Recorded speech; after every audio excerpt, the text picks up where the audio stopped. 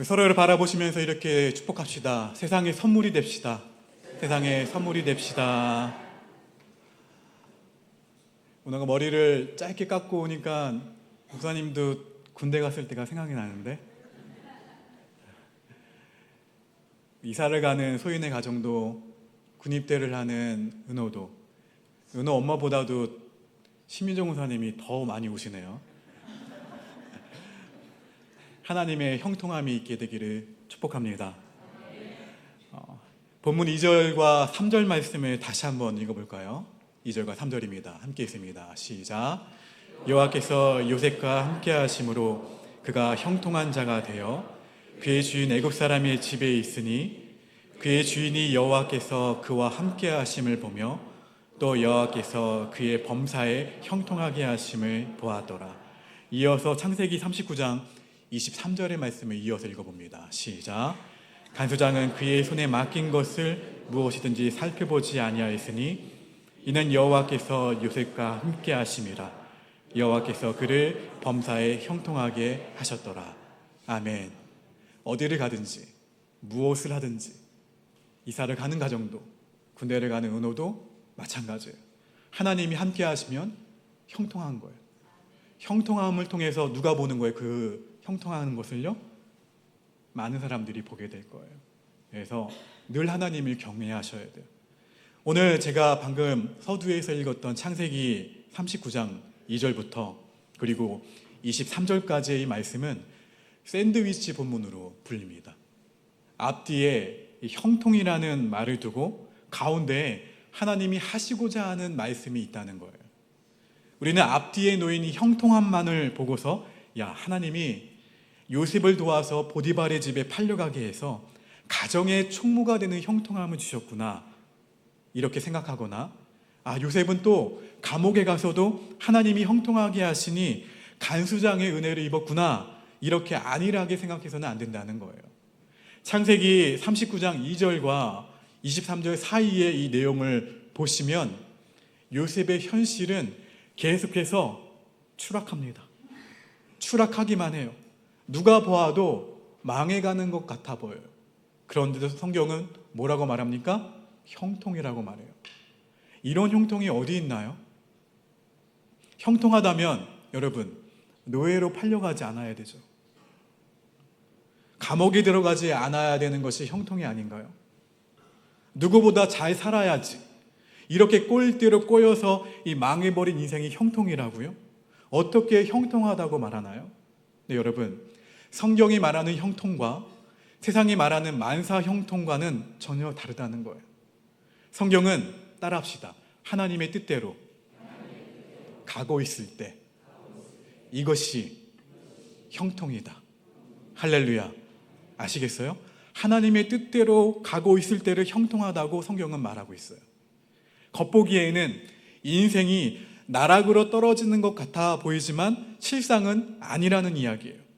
하나님의 원대한 그 로드맵 안에서 하나님이 주권적으로 이끌어 가시는 그 인생은 꼬인 듯 꼬이지만 실은 제대로 가고 있다는 거예요. 이러한 하나님의 주권적인 역사를 믿는 사람은 자기의 삶의 자리에서 하나님에 의해 만들어지는 과정을 견뎌낼 수가 있다는 거예요. 요셉이 경험한 하나님의 이 주권적인 역사는 한 가지였습니다. 하나님이 그에게 꿈을 주셨다는 거예요. 요셉은 아마도 노예살이를 하는 틈틈이 꿈에 대해서 생각했을 거예요. 그러나 그 꿈이 무엇을 뜻하는지는 여전히 알지 못했고 바쁜 일상 가운데 젖어 있었습니다. 한 가지 확실한 것은 하나님이 그 꿈을 주셨다는 거예요. 그 믿음으로 요셉은 노예의 삶을 버틸 수가 있었어요. 저도 그 전투모 안에 뭐라고 적어놨냐면, 피할 수 없으면 즐겨라. 은호야, 잘 기억해. 적어놨었어. 힘들 때마다 봤거든. 애굽왕 바로의 친위대장 보디발이 자신의 집안에 들어온 한낱 히브리 소년을 기억이나 했을까요? 아버지에게 귀여움만 받고 자란 철딱선이 없는 17세 소년이었습니다. 요셉은 두려움에 떨었을 거예요. 수많은 노예들 사이에서 잡일부터 시작했을 것입니다. 그런데 시킨 일을 어떻게 했습니까? 성실하게 곧잘 해내는 거예요. 그러한 요셉을 누가 도우십니까? 하나님이 도우세요. 하나님이 도우시기 때문에 형통한 거예요. 시키는 일마다 성공적으로 해내자 중요한 일이 생길 때마다 사람들이 누구를 찾았을까요? 요셉을 찾았을 거예요. 그렇게 해서 더 많은 책임을 지게 되었고 더 큰 신임을 얻게 되었어요. 이렇게 일을 성실하게 해낸 끝에 나중에 보디발의 눈에 띄게 됩니다. 처음부터 보디발의 눈에 든 게 아니라는 뜻이에요. 이런 형통함 뒤에는 눈물과 땀이 켜켜이 쌓여 있었어요. 만약에 요셉이 억울함에 젖어서 탈출할 생각만 했다면 도망치거나 아니면 잡히는 일이 반복되었을 거예요. 그러나 요셉은 맡겨진 일을 어떻게 했습니까? 성실하게 감당했다는 거예요. 형들이 들에서 양을 칠 때 요셉은 형들의 잘못을 지적하고 고자질이나 했지 실제로 일해본 적은 없는 사람이었습니다. 그런데도 요셉은 끔찍한 구렁텅이에 살기보다 하나님 앞에 살기를 선택했어요.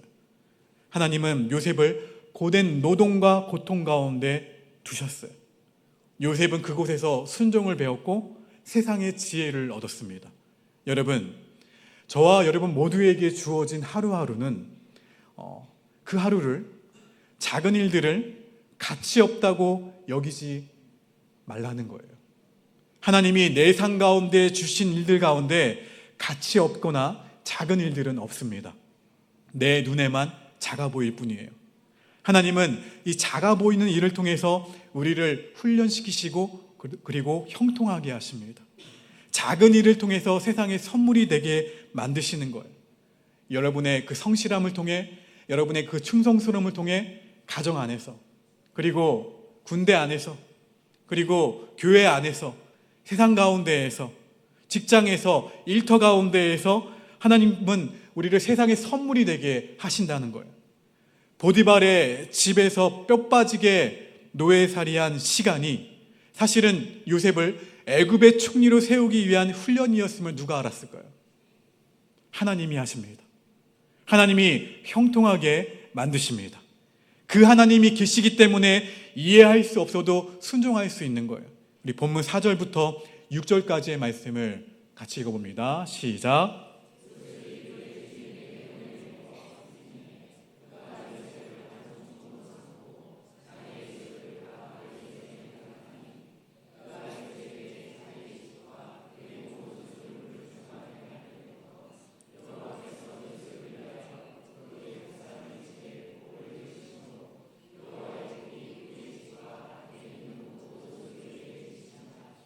주인이 그의 소유를 다 요셉의 손에 의탁하고 자기가 먹는 음식 외에는 간섭하지 아니하였더라.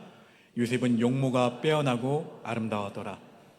보디발은 자기 집과 자기 밭에 있는 모든 소유에 내린 복이 단순히 운이 좋아서가 아니라 요셉을 통하여 하나님이 내리신 것임을 알았다는 거예요.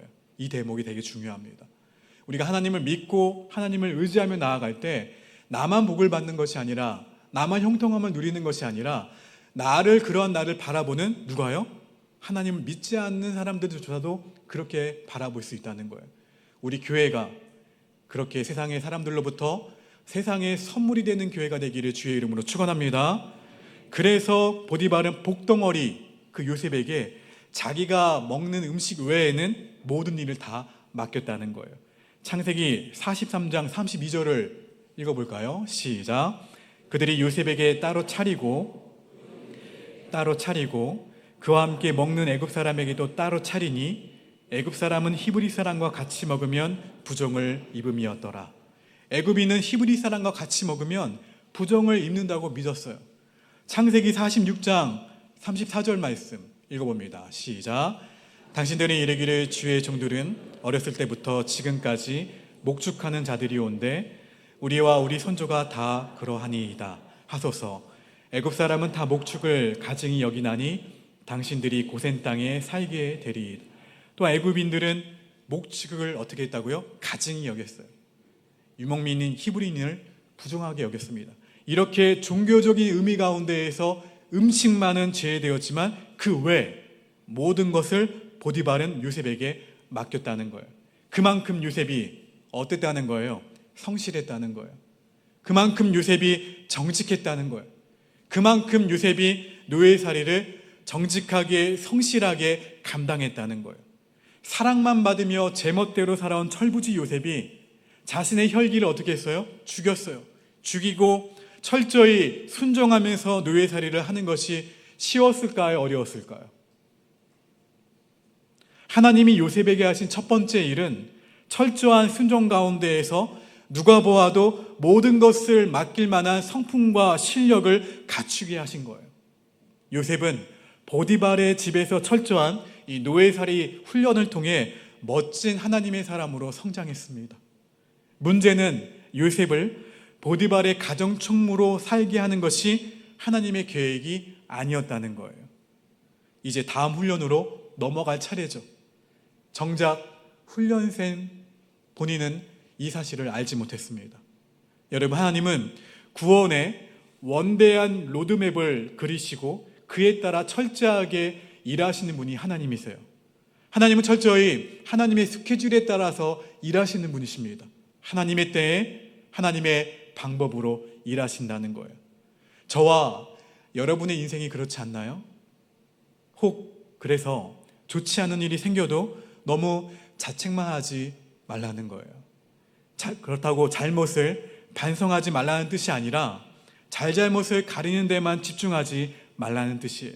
그것보다 더 중요한 것이 있습니다. 어떠한 상황 가운데서도 따라합시다. 코람데오. 어떠한 상황 가운데서도 하나님 앞에서 뭐예요? 코람데오. 바르게 살아가는 싸움을 우리는 해야 한다는 거예요. 어떤 때는 내가 잘못이 없음에도 불구하고 하나님이 나를 향한 큰 계획을 이루어 가시기 위해서 나를 어떻게 해요? 깊은 연단에 집어넣으실 때가 있다는 거예요. 바로 누구처럼요? 요셉처럼요. 창세기 39장 6절과 7절 말씀 함께 있습니다. 시작.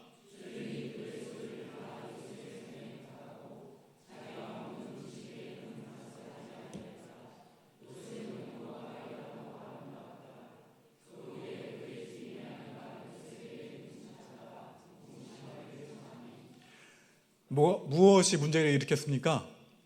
요셉의 빼어난 아름다운 용모가 문제를 일으켰어요. 용모가 빼어나지 않았으면 문제가 일어나지 않았을 것 같아요. 보디발의 아내가 요셉을 탐해서 유혹하기 시작한 거예요. 우리 인생에도 이런 일이 종종 일어납니다. 피할 수 없는 사람, 피할 수 없는 관계, 피할 수 없는 일을 겪게 돼요. 창세기 39장 8절과 9절 말씀 함께 있습니다. 시작.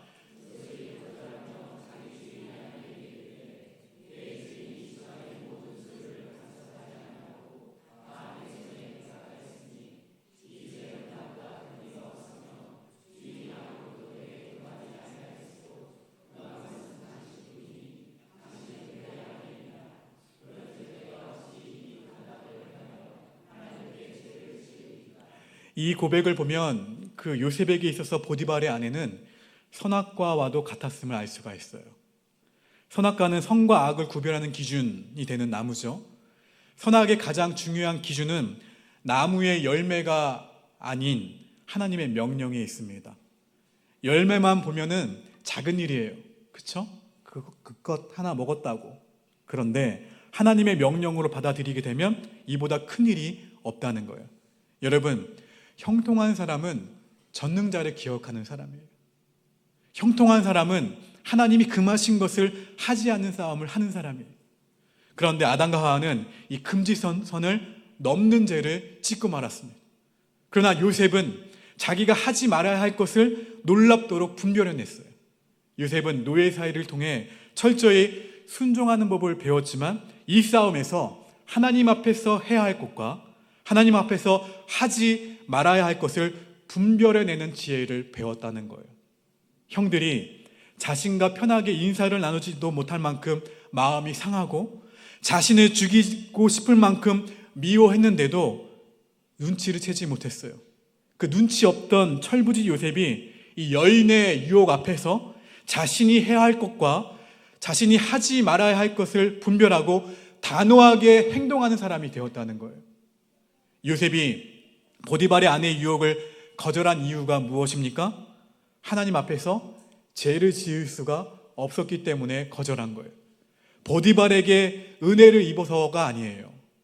요셉이 가정 총무를 함으로써 누구보다도 득을 크게 본 사람이 요셉입니다. 요셉이 충성한 것은 보디발이 아니라 하나님이었어요. 요셉이 하나님 앞에서 얼마나 잘 살아보려고 얼마나 애를 썼는지 아십니까? 창세기 39장 10절 이하에 나옵니다. 읽어봅시다. 시작. 여인이 날마다 요셉에게 청하였으나 요셉이 듣지 아니하여 동침하지 아니할 뿐더러 함께 있지도 아니하니라. 그러할 때 요셉이 그의 일을 하러 그 집에 들어갔더니 그 집 사람들은 하나도 거기에 없었더라. 그 여인이 그의 옷을 잡고 이르되 나와 동침하자. 그러나 요셉이 자기의 옷을 그 여인의 손에 버려두고 밖으로 나가매 그 여인이 요셉이 그의 옷을 자기 손에 버려두고 도망하여 나감을 보고. 죄의 세력이 만만치 않다는 것이 문제예요. 문제. 보디발의 아내는 요셉의 거절을 받아들이지 못하고 날마다 끈질기게 요청했어요. 그러나 요셉은 그녀와 함께 있지도 않았어요. 결국 자기 옷을 어떻게 합니까? 여인의 손에 버려두고 바깥으로 나가요. 여러분, 죄의 유혹 가운데 우리는 어떻게 해야 할지 요셉의 행동을 통해 배울 수가 있다는 거예요. 첫째, 요셉은 시험에 들까봐 여인과 함께 있는 것조차 어떻게 합니까? 거절했어요. 하나님 앞에서 죄를 짓지 않기 위해서 은혜로 싸워서 신앙을 지켰습니다. 우리가 나의 신앙을 점검하려면 내가 누구와 함께 하는지 보시면 돼요. 내가 누구와 가까이 있는지 보시면 된다는 거예요. 유혹에 빠질 때에는 그 옆에 그런 사람이 함께 있기 마련이에요. 은혜를 받을 때에는요, 은혜의 사람들이 함께 하듯이 말입니다. 그래서 누구와 함께 하느냐가 매우 중요한 거예요. 두 번째는 최악의 상황에서는 어떤 편이 낫다? 도망가는 편이 낫다라는 거예요. 도망가는 것만큼 안전한 것이 없다는 거예요. 신앙적으로 치열하게 싸워야 할 상대를 만나면 섣부르게 맞서지 말고 간단한 인사만만 하시고 도망가라는 거예요. 죄에서 최대한 멀리 떨어지는 것이 중요합니다. 이처럼 죄는 무서워요. 죄를 두려워해야 됩니다. 죄는 한 번 지으면 그것으로 끝나는 법이 없다는 이야기예요. 마귀가 우는 사자와 같이 산길자를 찾아다니면서 그냥 놔두지를 않아요. 끝까지 몰고 가서 끝까지 파괴하는 것이 마귀의 계략이고 마귀의 최종 목적이라는 거예요. 여러분, 시험에 드는 사람은 늘 시험에 들 만한 것들과 동행한다는 거예요. 자기는 그런 곳에 가서도 시험에 들지 않는다고 장담하는 사람들이 있나요, 없나요? 있어요. 죄를 윤리적으로나 도덕적으로만 봐서 그런 거예요. 행동으로 옮기지 않았다고 해서 죄가 없는 것이 아니라는 거예요. 스스로 깨닫지 못할 뿐입니다. 사람은 머무는 곳의 영향을 받게 되어 있어요. 시간과 공간을 뛰어넘는 피조물은 이 세상에 없습니다. 유혹에 빠질 만한 장소에서 다행히 잘 버틴다 하더라도 유혹에 맞서느라 시간과 생각을 많이 뺏겨버렸다면 결국 마귀가 성공한 거예요. 하나님을 닮아가고 하나님을 배워갈 시간을 빼앗은 거예요. 마귀는 그 정도면 만족해야 합니다. 세상에 이처럼 영향력을 잃어버린 성도는 마귀에게 큰 위협이 되지 않을 뿐만 아니라 세상에 선물이 되지 않는다는 사실을 알기 때문에 그래요. 여러분, 죄란 함께 있음으로 벌어지게 됩니다. 내가 약하면 그곳에 가도 안 되고 그곳에 머물러서도 안 된다는 거예요. 그래서 신앙이 떨어질 때일수록 더욱 어디에 가셔야 돼요? 하나님께 나아가셔야 돼요. 신앙이 떨어질 때일수록 예배하셔야 돼요. 하나님을 예배하며 하나님을 가까이 할 수 있는 곳으로 나아가셔야 된다는 거예요. 부부싸움을 하고 난 다음에 어디로 가셔야 돼요? 왜 웃으세요? 머리 이렇게 싸매고 집안에만 처박혀 있어야 됩니까? 아니라는 거예요. 단적인 예로 부부싸움을 하고 난 다음에 더 하나님을 찾으셔야 된다는 거예요. 여러분, 그렇지 않으면 마귀에게 자신을 노출하게 됩니다. 저는 그럴 때일수록 더욱 예배의 자리로 나아갔어요. 은혜를 받으려는 것이 아니라 타락하지 않기 위해서 하나님께 나아간 거예요. 신앙이 좋지 않을 때 다른 곳에 가면 더 타락하게 됩니다. 신앙이 좋을 때 우리 교회랑 가까운 덕포 바닷가, 그쵸? 가면 저절로 찬양이 나와요. 주 하나님 지으신 모든 세계 내 마음 속에 그리워 볼 때, 바다를 보며 찬양이 저절로 나와요. 그런데 신앙이 바닥에 떨어질 때 바닷가에 가면 어떻게 해요? 물에 빠지고 싶어요. 그런 거예요, 사람은요. 신앙이 좋지 않을 때도 하나님 앞에 앉아있게 되기를 주의 이름으로 축원합니다. 그냥 그 앞에 우두커니 앉아 계세요. 힘들어도. 믿음은 들음에서 납니다. 말씀을 들어야 하나님의 손길이 닿는 거예요.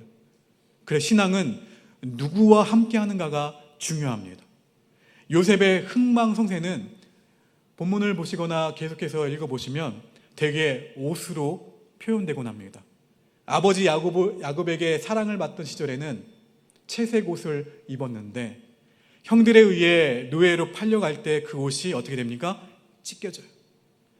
보디발의 집에서는 가정총무의 옷을 입었지만 그 보디발의 아내의 유혹을 피하다가 옷이 어떻게 됩니까? 벗겨지게 되죠. 훗날 애굽 총리가 될 때에는 바로가 요셉에게 세마포 옷을 입힙니다. 이처럼 우리의 인생도 하나님의 형통함이 함께 하실 때에 인생의 속옷이 벗겨지는 고통을 겪을 때에 하나님이 보시고 다시 입혀주심을 믿으시기를 간절히 축원합니다. 요셉을 이 사실을 자기 인생으로 우리에게 증명해주고 있는 거예요. 창세기 39장 14절에 이하의 말씀 좀 깁니다. 제가 한 절, 여러분이 한 절 읽겠습니다. 그 여인의 집 사람들을 불러서 그들에게 이르되 보라, 주인이 히브리 사람을 우리에게 데려다가 우리를 희롱하게 하는도다. 그가 나와 동침하고자 내게로 들어오므로 내가 크게 소리 질렀더니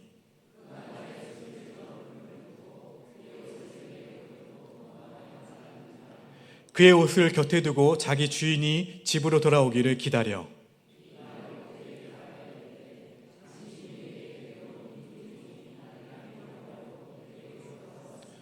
내가 소리질러 불렀더니 그가 그의 옷을 내게 버려두고 밖으로 도망하여 나갔나이다.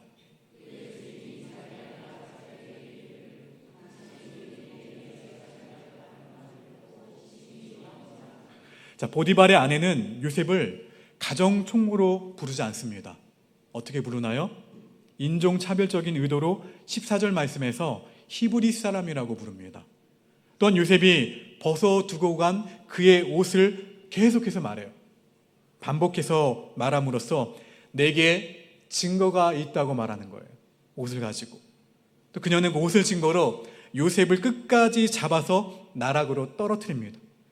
누군가를 모함하려면 어떻게 해야 하는지 보디발의 아내가 한 짓을 보면 알 수가 있어요. 그녀는 굉장히 똑똑했습니다. 요셉은 가정총무로 보디발의 버금가는 집안의 권력자임에도 불구하고 그녀는 일부러 요셉을 히브리 사람으로 부름으로써 요셉에게 지시를 받는 그 애굽의 종들의 마음을 건드렸어요. 그리고 이지감을 확대시킵니다. 그리고 14절에서 주인이 히브리 사람을 우리에게 데려다가 우리를 희롱하게 하는도다. 누구를 강조합니까? 그녀를 강조하지 않아요. 우리라고 합니다. 우리를 강조해서 애굽인들을 자기 편에 세우고 있는 모습을 볼 수가 있어요. 요셉이 자기를 희롱했다고 말하지 않고 우리를 희롱했다고 말하고 있어요. 히브리종이 권력을 갖자 애굽인인 자기를 무시해서 나를 건드렸다고 몰아감으로써 자연스럽게 애굽인들의 세력을 결집했습니다. 창세기 11장 4절을 보시면 이 말씀이 나오죠. 우리 이름을 내고 온 지면에 흩어짐을 면하자 하였더니. 바벨탑 사건도 이렇게 시작하지 않았나요? 우리 사람은 이처럼 하나님을 떠나면 힘을 추구하게 되어 있다는 거예요. 죄가 관영하면 세력을 만들기 시작합니다. 그냥 여러분, 형통한 사람은 어떠한 사람인가 하면 따라합시다. 하나님 앞에 오롯이 서는 사람. 아시겠어요? 하나님 앞에 오롯이 서는 사람이 형통한 사람이에요. 우리 모두는 하나님 앞에 오롯이 서는 요셉과 같은 형통한 자가 되어야 한다는 거예요. 보디발의 아내는 요셉의 옷을 곁에 두고 주인이 오기만을 기다립니다. 끝장을 보겠다는 것이죠. 요셉에게 시간을 주지 않았어요. 다른 사람들에게 생각할 여유도 주지 않았습니다. 보디발이 집에 들어오자마자 틈을 주지 않고 몰아세워요. 보디발이 상황을 판단하고 생각할 수 없게끔 남편 보디발이 히브리 종을 데려와서 이러한 일이 생겼다면서 모든 책임을 누구에게 넘깁니까? 보디발에게 넘겨요. 남편과 요셉을 모두 옴짝달싹 못하게 만들어버린 것이죠. 악한 사람이 악을 행하는 것을 보면은 상상을 초월합니다. 설마 하다가 당하는 모습을 보기도 하고 저도 경험해 보기도 했습니다. 악은 항상 우리의 상상을 넘어서요. 결국 요셉은 하루아침에 죄인이 되어서 감옥에 가게 되었습니다. 요셉은 17살에 노예로 끌려와 30살에 총리가 될 때까지 13년 동안 7, 8년은 노예살이로 4, 5년은 감옥살이로 보냈을 거예요. 끔찍한 노예살이 7, 8년이 오늘 본문 창세기 39장 1절부터 6절로 아주 짧게 기록되어 있어요. 우리 같았으면 책도 여러 권 냈을 텐데, 우리 주변에 수없이 쏟아지는 간증집을 보면 알 수가 있죠. 근데 하나님은 요셉의 감옥살이를 알려주고 싶은 것이 아니에요. 오히려 보디발의 아내에게 모함을 받아 감옥에 가는 이 하루의 이야기가 훨씬 더 길다는 거예요. 하나님이 들려주고 싶은 이야기와 내가 말하고 싶은 이야기가 이처럼 너무나 다르다는 거예요. 우리 인생은 하나님 나라의 역사 가운데 몇 줄이나 기록될 수 있을까요? 하나님의 섭리 안에 있어야 기록될 것도 있는 법이에요. 천국에 가면 누가 태어났다, 누가 구원받았다, 누가 천국에 왔다, 이런 소개로 나의 소개가 끝날지도 몰라요. 그 사이 하나님과 아무 상관없는 삶을 살았기 때문에 그럴 수도 있어요. 탕자처럼 사는 죄인의 인생을 기억하고 싶지 않을 테니까. 여러분, 나의 인생이 하나님께 어떻게 기억될지 생각하면서 신앙생활을 하게 되기를 바랍니다. 신앙이 잘하는 사람과 신앙이 떨어지는 사람의 차이는 이 방향성에서 차이가 나요. 신앙은 윤리나 도덕적으로 판단할 수가 없습니다. 매일 후회하죠. 그런데 울면서도 이 가던 방향을 돌리지 않으니까 그저 후회에 머물게 되는 거예요. 회개는 눈물로 때우는 것이 회개가 아닙니다. 삶의 방향을 돌이키는 것이 회개예요.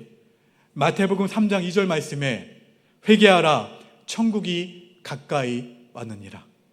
회개는 삶의 방향을 어떻게 해요? 180도 돌이키는 것이 회개예요. 십자가로, 하나님께로 돌이키는 것이 회개예요. 방향을 바꾸어서 하나님을 향해 나아가는 것이 진짜 회개입니다. 신앙이 떨어진 사람은 죄의 불에 데이지 않으면서도 어떻게 하면 세상에 한 발, 어떻게 하면 교회에 한 발 발을 딛고 살 수 있을까 묵상합니다.